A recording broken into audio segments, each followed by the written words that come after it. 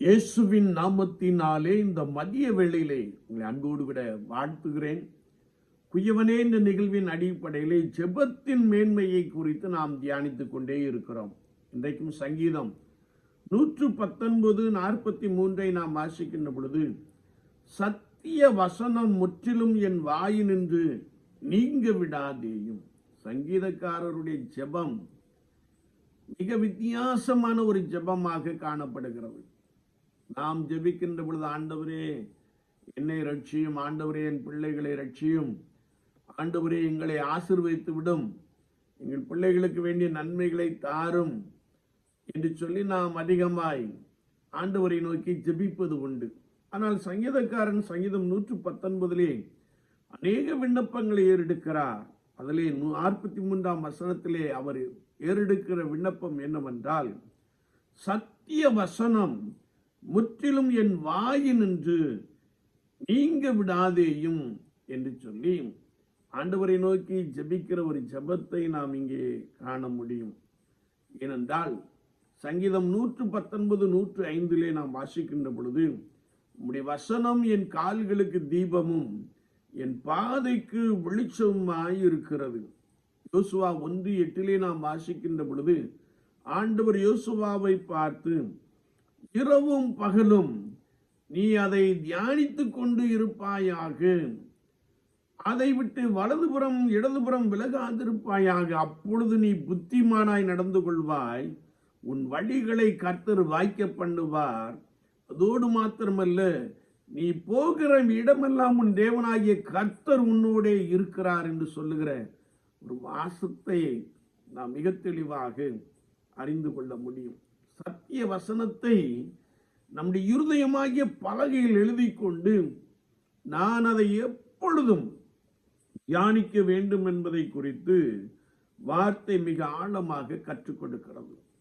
எனவேதான் சங்கீதம் 1:2 நாம் வாசிக்கின்ற பொழுது, கர்த்தருடைய வேதத்தில் பிரியமாயிருந்து இரவும் பகலும் அவருடைய வேதத்தை தியானிக்கிற மனுஷன் பாக்கியவான், அவன் நீர்க்கால்களின் ஓரமாய் நடப்பட்டு தன் காலத்தில் தன் கனியை தந்து எளிதாதிருக்கிற மரத்தை போல் இருப்பான், அவன் செய்வதெல்லாம் வாய்க்கும் என்று எழுதப்பட்டு இருக்கிறது. யாரெல்லாம் கர்த்தருடைய வசனத்தை தியானித்துக் கொண்டே இருக்கிறார்களோ அவர்களை கர்த்தர் செழிப்புள்ள காலங்களுக்குள்ளே அழைத்து செல்லுகிறார் என்பதை நாம் பரிசுத்த வாக்கியத்திலே ஆழமாய் அறிந்து கொள்ள முடியும்.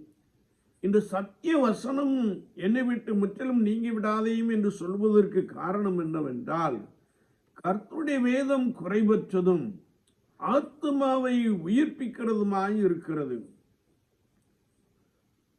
அவனுடைய தேவன் அருளிய வேதம் அவன் இருதயத்தில் இருக்கிறது, அவன் நடைகளில் ஒன்றும் பிசகுவதில்லை என்ற வார்த்தையை நாம் வாசிக்க முடியும். ஏனென்றால் கர்த்தருடைய வார்த்தையிலே நாம் வாசிக்கின்ற பொழுது, இந்த கர்த்தருடைய வேதம் குறைவற்று ஆத்துமாவை உயிர்ப்பிக்கிறதாக காணப்படுகிறது.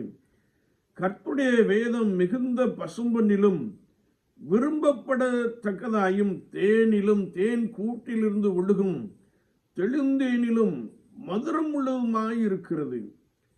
நம்மை சத்திய வசனத்தினாலே செழிப்பித்தார் என்ற ஒரு வார்த்தையை நாம் மிக தெளிவாக அறிந்து கொள்ள முடியும். எனவே சங்கீதக்காரன் சொல்லுகிறார், அநேகமாயிரம் பொன் வெள்ளியை பார்க்கிலும் நீ விளம்பின வேதமே எனக்கு நலம், இருந்தால் உம்முடைய வேதம் என் மனமகிழ்ச்சி என்று சொல்லுகிறார். என்னை கேட்டுக்கொண்டு இருக்கிற என் அன்பு சகோதரனே சகோதரியே, நாம் ஜெபிக்கின்ற பொழுது, ஆண்டவரே சத்திய வசனம் முற்றிலும் என் வாயினின்று நீங்க விடாதையும், அப்படி என்றால் நான் இதை எப்பொழுதும் தியானித்துக் கொண்டிருக்கிற ஒரு மனிதனாய் மனுஷியாய் காணப்பட வேண்டும் என்பதை குறித்து சங்கீதக்காரன் மிக தெளிவாக சொல்லி இருக்கிறார். ஒருவேளை இந்த சத்திய வசனத்தை நாம் விருப்பத்தோடு பிரியத்தோடு தியானிக்கின்ற பொழுது, ஆண்டவர் இந்த வசனத்தை கொண்டே நம்மை நன்றாய் நடத்திவிட போதுமானவராக இருக்கிறார். ஒருவேளை இந்த வசனத்தை நாம் கை கொண்டு நடக்கின்ற பொழுது, தியானிப்பதோடு கூட அவைகளை நாம் கை கொள்ளுகின்ற பொழுது, ஆண்டவர் ஞானத்தையும் புத்தியையும் அறிவையும் கொடுக்கிறார்.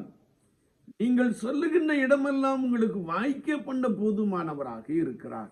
இந்த சத்திய வசனத்தை, இந்த சத்திய வேதத்தை நான் எப்படி தியானித்துக் கொண்டிருக்கிறேன்? நம்மில் அநேகர் கடமைக்கு வாசித்துக் கொண்டே இருக்கிறோம். மாறாக அதை பிரியமாய் விருப்பத்தோடு கூட நாம் தியானிக்கின்ற பொழுது ஆண்டவருடைய வேதம் நம்முடைய இருதயத்திலே இருக்கும். ஆண்டவருடைய வார்த்தை நம்முடைய இருதயத்தின் பலகையிலே எழுதப்பட்டிருக்கும். நம்முடைய நடைகளில் ஒன்றும் பிசகுவதில்லை. நான் கர்த்தருடைய பார்வையிலே நீதியின் பாதைகளிலே நடக்கிற ஒரு நபராக காணப்படுவோம் என்பதை குறித்து வார்த்தை மிக அழகாக கற்றுக் கொடுக்கிறது. என்னை கேட்டுக்கொண்டிருக்கிற என் அன்பு சகோதரனே, சகோதரியே, ஆண்டவர் தந்த சத்திய வசனத்தை, ஆண்டவர் தந்த பரிசுத்த வேதாமத்தை நான் எப்படி வாசித்து தியானிக்கிறேன்? அதை நம்முடைய இருதயமாகிய பலகையில் எழுதி கொள்ளுகிறோமா? நாம் நடக்கும் போதும், எழுந்திருக்கிற போதும், படுத்திருக்கின்ற போதும், எழுந்திருக்கின்ற போதும் வசனத்தை குறித்தே பேசுகிற ஒரு நபராக நாம் காணப்படுகிறோமா? சற்று நம்மை நாமே ஆராய்ந்து பார்ப்போம். அப்படி என்றால் ஆண்டவர் இந்த சத்திய வசனத்தை நம்முடைய வாயினின்று நீங்காதபடிக்கு நம்மை காத்து கொள்ளுவார். கர்த்தருடைய வார்த்தையை நாம் ஒருவேளை வாசிக்கின்ற பொழுது, தியானிக்கின்ற பொழுது ஆண்டவர் உங்களுக்கு சகல காரியத்தையும் அனுகூலமாக்கி தர போதுமானவராக இருக்கிறார். அவன் செய்வதெல்லாம் வாய்க்கும் என்ற வசனம் உங்கள் வாழ்க்கையிலே பலமாய் வந்து நிறைவேறும். ஆமேன், ஆமேன்.